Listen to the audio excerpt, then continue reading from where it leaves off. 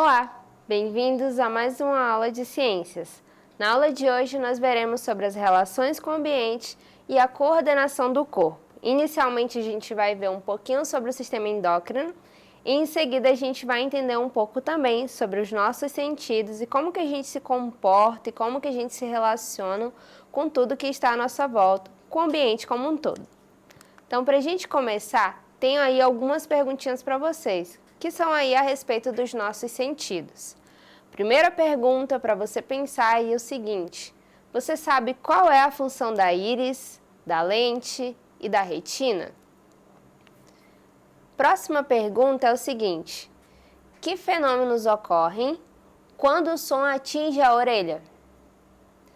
E por último, que sentidos dependem do nariz, da língua e da pele? Então, você sabe alguma das respostas? Vamos descobrir juntos agora um pouquinho sobre os sentidos, mas como eu falei, antes nós veremos aí um pouquinho mais sobre a nossa relação do corpo com o meio ambiente. Quando a gente fala do nosso corpo, a gente não está intrinsecamente sozinho. Nós estamos falando aí de como a gente consegue, interagir com tudo que está presente nele. Então, quando a gente fala dos sentidos, a gente está se referindo aí às nossas sensações também. Como será que o nosso corpo consegue perceber de diferentes maneiras o que está acontecendo no ambiente? Pode ser que a gente receba aí estímulos internos, pode ser estímulos externos. Se a gente se refere aos estímulos internos, poderia ser desidratação, quando a gente tem a sensação de sede. Já quando a gente fala de estímulo externo, poderíamos estar falando aí de um feixe de luz, que tem como resposta automático o fechamento dos nossos olhos.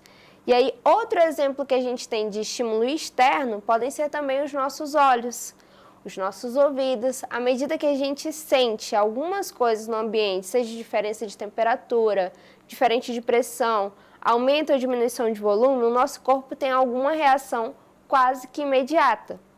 E isso tem a ver com o controle que o nosso corpo consegue desencadear a toda maneira. Então, tudo isso que a gente viu inicialmente, todos esses exemplos de estímulos internos e estímulos externos, são aí uma ligação que a gente tem do sistema nervoso e do sistema endócrino para que os nossos sentidos, eles possam ter uma resposta. Então, é claro que a gente tem os nossos 5 sentidos, mas eles não funcionariam se não tivessem uma total relação com o sistema nervoso e o endócrino também. Então, quando a gente fala aí do sistema endócrino, para que vocês não fiquem perdidos, vamos entender o que seria esse sistema. Quando a gente fala desse sistema do nosso corpo, nós estamos falando aí de uma série de órgãos que atuam conjuntamente, como vocês podem ver na imagem aí. Nós temos aí a tireoide, temos o nosso pâncreas, o hipotálamo, várias estruturas. Essas estruturas aí, elas vão agir sobre o comando do que nós chamamos de hormônios. Os hormônios são o que ativam a função de cada um deles. Se não fossem os hormônios atuando diretamente na nossa corrente sanguínea, esses órgãos não teriam como ter uma resposta, não teriam como funcionar. E aí, se a gente não tivesse também o sistema nervoso para interpretar o que os hormônios começam a realizar em cada um desses órgãos, também não faria muito sentido. E qual que é a relação dos dois, afinal? Por que a gente fala dos dois em conjuntos? Porque é o sistema nervoso que vai fornecer ao endócrino, que é esse dos nossos hormônios, a regulação das respostas internas do organismo a tudo que está acontecendo. Então, por isso que a gente fala aí que tanto o sistema nervoso como o sistema endócrino, eles trabalham em conjunto, porque juntos eles vão atuar na nossa coordenação e também na regulação das nossas funções corporais. E o que mais que vale a pena a gente trazer? Quando a gente fala desse sistema, ele funciona através de glândulas, tá? Então, para que a gente tenha os hormônios atuando aí, a gente vai precisar de glândulas que consigam, circular aí todos eles para que possam funcionar. Nós temos aí, quando a gente fala dos hormônios propriamente dito, a ação das glândulas endócrinas. Então, para a gente se situar, é importante a gente saber essa diferenciação também, que no nosso corpo nós temos as glândulas endócrinas e as glândulas exócrinas. As endócrinas são essas que estão responsabilizadas pelos nossos hormônios, que elas que fazem a circulação interna. Já quando fala de exócrina, lembra de algo que é externo, é algo que vai liberar os hormônios, né, ou vai liberar outras substâncias para que saiam do nosso corpo, para que viajem aí através do que a gente chama de dutos. E aí, o que mais que vale a gente ressaltar? Que quando a gente tem a ação dos nossos hormônios, quando tem a ação do sistema endócrino, nós vamos ter ações que vão estar regulando de uma forma a induzir algumas ações ou inibir algumas ações diretamente nos nossos órgãos ou outras regiões do corpo. E aí, com o passar do tempo, esses hormônios em conjunto, né, vão regular o nosso crescimento, o nosso desenvolvimento, a nossa reprodução e até mesmo a função de muitos dos nossos tecidos. E aí, o que mais que vale a gente trazer?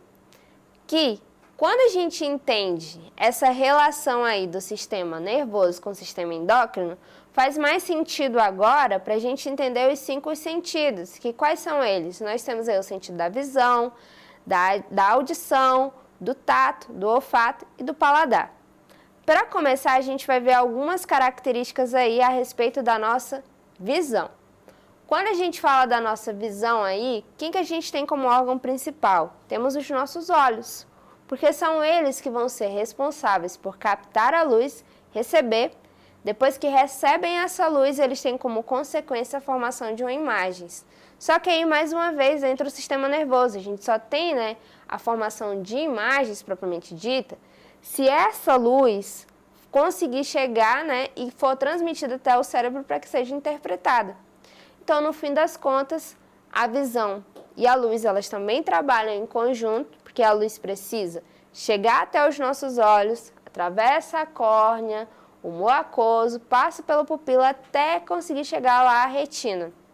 E aí, como uma parte central, a gente poderia definir assim, o olho, aliás, ele vai ser o órgão da visão, que vai ser responsável pela captação da luz e, consequentemente, formação de imagens. E aqui a gente vê aí como é que a imagem ela pode ser formada. Ela pode ser formada de maneira invertida em relação ao objeto, e ela acaba sendo percebida somente quando as informações conseguem chegar até o cérebro. Então, no fim das contas, o que acontece? A retina ela transforma a luz em mensagens para conseguir levar até o cérebro. Além da visão, né, a gente tem aí alguns destaques, né, antes da gente chegar lá nos outros sentidos, que são eles, que são da retina. A retina, os bastonetes e os cones também são integrantes desse sentido. Quando a gente fala da retina, é onde a gente tem células sensíveis à luz. Os bastonetes, eles não vão ter tanto a percepção de cores, mas vão ser muito importantes também para perceber a luz. E os cones, eles enfim vão conseguir ter mais essa questão das cores, de imagens coloridas e mais nítidas conforme a gente tem mais luz participando. E aí, como eu falei para vocês, além da visão, nós também temos outros sentidos. Agora, para continuar, a gente vai ver aí mais alguns detalhes a respeito da audição. Quando a gente fala da audição, o principal órgão agora envolvido, deixa de ser o olho, passa a ser agora a nossa orelha, porque é a orelha que vai ter a capacidade, né, de que a gente consiga captar os sons, consiga ouvir os sons. E além disso, é muito importante que a gente saiba que é o órgão do equilíbrio que vai ajudar a fornecer aí informações o suficientes para o cérebro, para ajudar a gente a se movimentar corretamente, também a manter o nosso corpo na postura correta. E aqui alguns detalhes, algumas informações de como acaba sendo a passagem do som. A gente tem uma vibração da membrana do tímpano, da membrana timpânica, passa por ossos bem pequenininhos, que são chamados de ossículos, até conseguir chegar à cóclea e o órgão mais espiral, as células mais sensitivas que a gente tem, para, enfim, mais uma vez a mensagem ser enviada até o cérebro. E aqui a gente tem aí, né, um pouquinho mais sobre esse equilíbrio. Por que o equilíbrio do corpo, afinal, ele tem relação com a audição? Porque é através da nossa orelha, através da nossa cóclea, mais especificamente, que nós temos canais, e esses canais têm uma certa quantidade de líquidos que vai ajudar no nosso deslocamento, na nossa identificação de que tipo de movimento a gente está fazendo também em determinados momentos. E aqui, outro sentido que a gente tem, além da visão, além da audição, vai ser o olfato, que também tem um órgão bem específico para sua captação. Quando a gente fala aí do olfato, nós estamos falando da nossa percepção através das nossas cavidades nasais. Então, a gente consegue perceber, né, os cheiros, diferentes odores, através das nossas cavidades nasais, que recebem, né, substâncias voláteis, que viajam pelos nossos receptores olfatórios. E aí, mais uma vez, mensagens são enviadas para o cérebro para que a gente tenha identificação do cheiro. E até mesmo para que a gente saiba se tem alguma lembrança ou não já registrada a respeito daquele cheiro. E aqui, mais um dos sentidos que a gente tem aí vai ser a respeito da nossa sensibilidade, a respeito do nosso tato. Assim como cada um dos sentidos tinha os seus órgãos receptores, o tato não seria diferente. Para que a gente tenha as diferentes percepções, consiga aí diferenciar texturas, nós vamos utilizar diferentes receptores que estão espalhados pela nossa pele. Nós conseguimos ter a diferenciação do que é dor, do que é uma sensação tátil e do que é uma sensação térmica.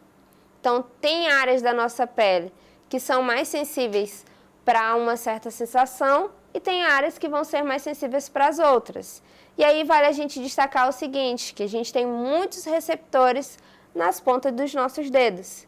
Com isso, a gente consegue aí, quando a gente toca em algo quente, imediatamente a gente se afasta, por conta dos receptores que sentem, né, que está muito quente, a gente precisa se afastar para não acabar se machucando.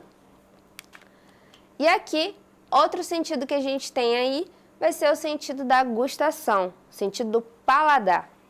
Porque para além da gente ouvir, além da gente conseguir visualizar, o que a gente precisa também? Precisa ter a percepção de gostos. E vale a gente destacar o seguinte, que o paladar, ele precisa bastante do olfato. Se o seu olfato não está funcionando muito bem, você não consegue ter a percepção 100% do que você está comendo, do sabor do que você está naquele momento. Por quê? Eles trabalham de forma bem relacionadas. E aí o paladar, ele ajuda a gente a perceber diferentes gostos, porque na língua a gente tem diferentes pontos para a gente sentir o que é salgado, o que é doce, o que é amargo. E esses botões ajudam a gente, né, a entender que sabor é aquele e, mais uma vez, mensagens acabam sendo enviadas aí para o nosso sistema nervoso para que possa ser interpretado e a gente tem uma reação. No caso aí, quando a gente está falando do paladar, a nossa reação vai ser o seguinte: se o alimento está sendo satisfatório naquele momento, se foi enviada uma mensagem e o nosso cérebro, né, reagiu de forma positiva, nós vamos continuar naquele determinado alimento. Agora, se não, talvez seja uma ação imediata do teu corpo fazer um momento de recusa, justamente porque não teve uma mensagem tão bem recebida assim. Então, o que a gente tem no fim das contas? Que todos esses sentidos trabalham em conjunto para que o nosso corpo tenha uma melhor reação e percepção do ambiente e tudo que a gente vai sentindo, seja pela nossa boca, pelas nossas fossas nasais, pelos dedos, tudo acaba sendo transmitido para o cérebro para que a gente tenha uma mensagem e dessa mensagem a gente tenha uma resposta para saber o que a gente deve ou não deve fazer em determinados momentos. Então essa foi a nossa aula de hoje. Vocês podem acessá-la mais vezes lá na plataforma Eduque. Até a próxima aula!